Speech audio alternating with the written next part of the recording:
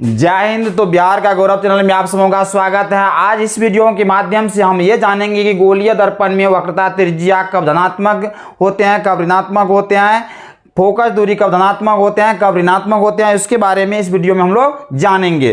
तो इसको जानने के लिए हमें क्या करना होगा, वीडियो को अंत तक देखना होगा। यदि हम वीडियो को अंत तक देख लेते हैं तो फिर जो है गोलीय दर्पण में जो चिन्ह प्रणाली है इससे संबंधित बातों में हमें कहीं प्रॉब्लम नहीं हो सकता है और इसके लिए जो है आज से कोई वीडियो देखने की आवश्यकता नहीं होगा। तो चलिए तब देखते हैं गोलीय दर्पण में चिन्ह प्रणाली।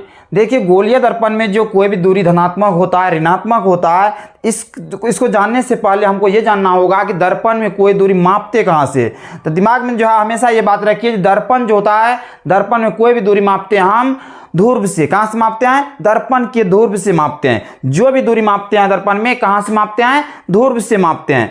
तो देखिए यहाँ पर ये जो अवतल दर्पण है, अवतल दर्पण का ये कौन सी है? ध्रुव है। ये क्या है? उत्तल दर्पण है। उत्तल दर्पण का ये कौन सी है? ध्रुव है। और ध्रुव कहेंगे किसको? तो किसी भी दर्पण के मध्य बिंदु जो होता है उसको हम ध्रुव कहते हैं। क्या कहते हैं? ध्रुव कहते हैं। कोई भी दर्पण अर्थात अवतल दर्पण हो या उत्तल दर्पण हो, उसके मध्य बिंदु जो होते हैं उसे हम क्या कहते हैं? ध्रुव कहते हैं। ध्रुव को P से सूचित किया जाता है। कौन चीज से? P से। तो यहाँ पर जो है चाहे अवतल दर्पण हो चाहे उत्तल दर्पण हो, हम कोई भी दूरी जो मापते हैं दर्पण में ध्रुव से मापते हैं। तो चलिए यहाँ पर देखिए, ये ध्रुव जो है अवतल दर्पण का ध्रुव का कोई भी दर्पण के ध्रुव के दाएं साइड, कौन साइड? दाएं साइड। देखिए इस साइड खड़े हैं तो ये दायां हुआ, ये बायां होते हैं। तो दर्पण के ध्रुव जो होता है ध्रुव, उसके दाएं साइड ये दायां हुआ, इससे इधर जो है दायां साइड, दर्पण के ध्रुव से दाएं साइड मापी गई सभी दूरी क्या होते हैं? धनात्मक होते हैं। क्या होते हैं? धनात्मक। यदि बढ़िया से इसको देखते हैं तो हमें फिर इसके बारे में कहीं प्रॉब्लम नहीं हो सकते हैं। कोई भी प्रतियोगिता में यदि ऑब्जेक्टिव में से बात हमें पूछ देते हैं तो हमारे दिमाग में यदि ये बात बढ़िया से रहते हैं, यदि हम सुन लेते बात को, फिर प्रॉब्लम नहीं हो सकते हैं। तो चलिए देखिए फिर से सुनते हैं। दर्पण में जो है ध्रुव के दाएं साइड, ध्रुव के दाएं साइड जो भी दूरी मापते हैं, ध्रुव से दायां तरफ दायां दिशा में जो बढ़ेंगे, ध्रुव से दाएं दिशा में जो बढ़ेंगे हम, तो जो भी दूरी होगा क्या होगा? वह धनात्मक होगा। क्या होगा? वह धनात्मक होगा। और उसके विपरीत ध्रुव के बाएं साइड जो भी दूरी होगा, बाएं साइड यानी ध्रुव के बाएं दिशा में जो दूरी होगा जो भी, वह क्या होगा? वह ऋणात्मक होगा। क्या होगा? ऋणात्मक। इतना जानिए कि ध्रुव से दायां साइड, ध्रुव से दाएं और ध्रुव से दाएं और सभी मापी गई दूरी क्या होता है? धनात्मक होते हैं। और ध्रुव से बाएं और सभी मापी गई दूरी क्या होता है? ऋणात्मक होते हैं। उसके बाद ये जो है दर्पण के ध्रुव से जो हम एक रेखा खींचते हैं, जो दर्पण के ध्रुव से होकर जाते हैं, उसको प्रधान अक्ष कहते हैं। दर्पण में क्या कहते हैं? प्रधान अक्ष कहते हैं। जो रेखा दर्पण के ध्रुव से होकर के जाते हैं ना, उसको हम प्रधान अक्ष कहते हैं दर्पण में। देखिए यहाँ पर प्रधान अक्ष जो होता है, प्रधान अक्ष से ऊपर जो होता है लंबवत। कैसा? लंबवत। प्रधान अक्ष से ऊपर लंबवत सभी दूरी क्या होते हैं? धनात्मक होते हैं। क्या होते हैं? धनात्मक। देखिए यहाँ पर फिगर द्वारा स्पष्ट हो रहा है। प्रधान अक्ष जो है ये प्रधान अक्ष, ये प्रधान अक्ष से ऊपर, प्रधान अक्ष से ऊपर सभी दूरी क्या है? धनात्मक होते हैं। उसके विपरीत प्रधान अक्ष जो था, प्रधान अक्ष के लंबवत, प्रधान अक्ष के लंबवत सीधा नीचा जो होता है, नीचे प्रधान अक्ष के लंबवत नीचा सभी दूरी क्या होते हैं? ऋणात्मक होते हैं। देखिए चार दिशा जो होता है, चारों दिशा में स्पष्ट हो रहा है।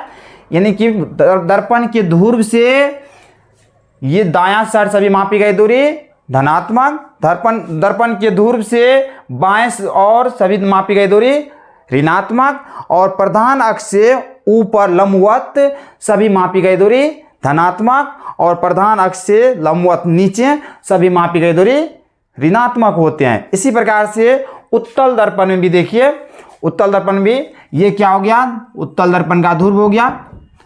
क्या हो गया? ध्रुव। ये है P, ध्रुव को P सूचित करते हैं। ये उत्तल दर्पण का ध्रुव हो गया और ये प्रधान अक्ष हो गया। तो इसमें भी उत्तल दर्पण में देखिए, ये ध्रुव के दायां साइड, ध्रुव के दायां साइड, ध्रुव के दाएं और सभी मापी गई दूरी क्या होते हैं? धनात्मक होते हैं। क्या होते हैं? धनात्मक। ध्रुव के दाएं और सभी मापी गई दूरी धनात्मक, और ध्रुव के बाएं और सभी मापी गई दूरी क्या होते हैं? ऋणात्मक होते हैं। उसके बाद ये प्रधान अक्ष के ऊपर लंबवत सभी मापी गई दूरी क्या होते हैं? धनात्मक होते हैं, और प्रधान अक्ष के नीचे लंबवत सभी मापी गई दूरी क्या होते हैं?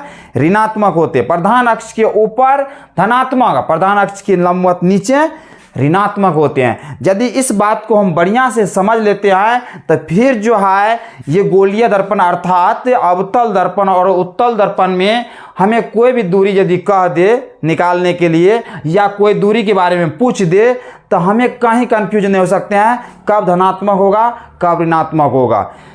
उसके बाद देखिए, यदि इस बात को हम जान जाते हैं, यदि हमको कह दे कोई एग्जाम में पूछे तो अवतल दर्पण की वक्रता त्रिज्या क्या होगा, धनात्मक होगा या ऋणात्मक, तो देखिए अवतल दर्पण की वक्रता त्रिज्या किस ओर होगा? ये परावर्तक सतह की ओर होगा। परावर्तक सतह जो है, जैसे मान लीजिए कोई भी दर्पण हम जानते हैं गोला का ही भाग होता है, कोई गोला का भाग होता है।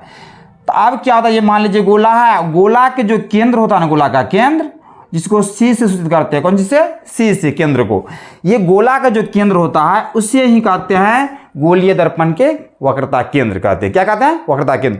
ये क्योंकि दर्पण जो कोई बनते हैं ये गोले का ही कोई भाग होते हैं, अवतल दर्पण और उत्तल दर्पण। इससे पहले वाले वीडियो में हम इस पर चर्चा कर चुके हैं कि कोई भी दर्पण होता है कोई गोला का भाग होता है। तो गोला का जो केंद्र होता है ना, गोला का केंद्र, वही केंद्र दर्पण के वक्रता केंद्र कहलाते हैं। कौन से कहलाते हैं? वक्रता केंद्र। इसमें से देखिए, यदि हम इसको क्या करते हैं, इधर से काटते हैं, इसको काट करके अलग करते, इससे पहले हम बताए थे, इसको काट करके अलग करेंगे तो यहाँ पर देखिए ये दर्पण का ये वक्रता केंद्र ये हो जाएगा। देखिए इस साइड है ना, ये आया कौन दर्पण हो जाएगा? अवतल दर्पण। तो ये देखिए मान लीजिए इसको ऐसे कर दे, नीचा हम कर देते हैं, तो ये क्या होगा, यहाँ आप देखिए ये जो मध्य बिंदु होता है, ये मध्य बिंदु इसको पी कहते हैं, ध्रुव कहते हैं। ये पी हो गया, ध्रुव हो गया, ये अवतल दर्पण हो गया क्योंकि इसका परावर्तक सतह क्या है? धसा हुआ है। तो इस साइड देखिए यहाँ पर इसका केंद्र क्या होगा, ये जो है दर्पण, इसका जो है वक्रता केंद्र क्या है? इस साइड है, परावर्तक सतह की ओर देख रहे हैं, यहाँ पर देख रहे हैं, यहाँ पर जो परावर्तक सतह की ओर ही गोला का केंद्र है, तो इस दर्पण का वक्रता केंद्र इधर होगा, ये होगा। इसी काट करके यहाँ लाए तो वक्रता केंद्र होगा इस साइड। ये ध्रुव है तो ये वक्रता केंद्र यानी कि अवतल दर्पण वक्रता केंद्र क्या होता है? ध्रुव के बाएं ओर बनता है। ध्रुव के किस ओर बन रहा है? बाएं ओर। यानी कि कोई भी अवतल दर्पण जो होता है उसमें वक्रता केंद्र क्या होता है? बाएं ओर होता है। देखिए यहाँ पर ये गोला, गोले के केंद्र को ही वक्रता केंद्र कहते हैं। गोले के केंद्र को क्या कहते हैं? वक्रता केंद्र। इसमें देखिए बाहर से पेंट करते थे, अवतल दर्पण मिलते हैं हमको, तो क्या है जो परावर्तक सतह है तो उसी और ये केंद्र है इसका, इस सर बन रहा है। इसी को मान लीजिए यहाँ से काट करके यहाँ लाए तो यहाँ पर आ गया। तो ध्रुव है, तो ध्रुव जो है ध्रुव के किस साइड है वक्रता केंद्र? इस साइड है, बाएं साइड। तो ये जो है वक्रता केंद्र और ध्रुव के बीच की दूरी को वक्रता त्रिज्या कहते हैं। वक्रता केंद्र और ध्रुव के बीच की दूरी को क्या कहते हैं? वक्रता त्रिज्या। और ये वक्रता त्रिज्या क्या होगा? जिसको आर से सूचित करते हैं। कौन चीज से? आर से। तो वक्रता त्रिज्या क्या होगा अवतल दर्पण का? ऋणात्मक होगा। हम जानते हैं कि ध्रुव के बाएं और सभी मापी गई दूरी क्या होगा? ऋणात्मक। तो अवतल दर्पण का वक्रता त्रिज्या क्या होगा? ऋणात्मक होगा। इसलिए यदि हमें पूछ दे अवतल दर्पण की वक्रता त्रिज्या धनात्मक होगा कि ऋणात्मक, तो देखिए यहाँ पर स्पष्ट है, रटने की आवश्यकता नहीं है, ये ऋणात्मक होगा। क्यों होगा? क्योंकि अवतल दर्पण की वक्रता त्रिज्या बाएं ओर होती है। किस ओर होती है? ध्रुव के बाएं ओर होती है, इसलिए अवतल दर्पण की वक्रता त्रिज्या क्या होगा? ऋणात्मक होगा। और अवतल दर्पण में फोकस जो बनते हैं, फोकस ऐसे जो परावर्तित होता है, यदि हम कोई प्रकाश यहाँ पर आपतित कराते हैं और ये परावर्तन के बाद जो प्रधान अक्ष को काटते हैं, इसी को फोकस कहते हैं। तो ये जो फोकस होता है जिसको एफ से सूचित करते हैं, कौन चीज से? एफ से। तो ये फोकस भी क्या होता है अवतल दर्पण का? बाएं ओर ही बनते हैं। फोकस दूरी भी क्या होगा? बाएं ओर ही बनेगा। जब फोकस बनते हैं बाएं ओर तो फोकस दूरी भी बाएं ओर। फोकस दूरी किसको कहते हैं? फोकस और ध्रुव के बीच की दूरी को फोकस दूरी कहते हैं। कोई परिभाषा रखने की आवश्यकता नहीं है। यदि बढ़िया से सुनते हैं तब क्या देगा? आज अवतल दर्पण में फोकस को परिभाषित करे, देखिए फोकस दूरी को परिभाषित करे तो क्या होते हैं?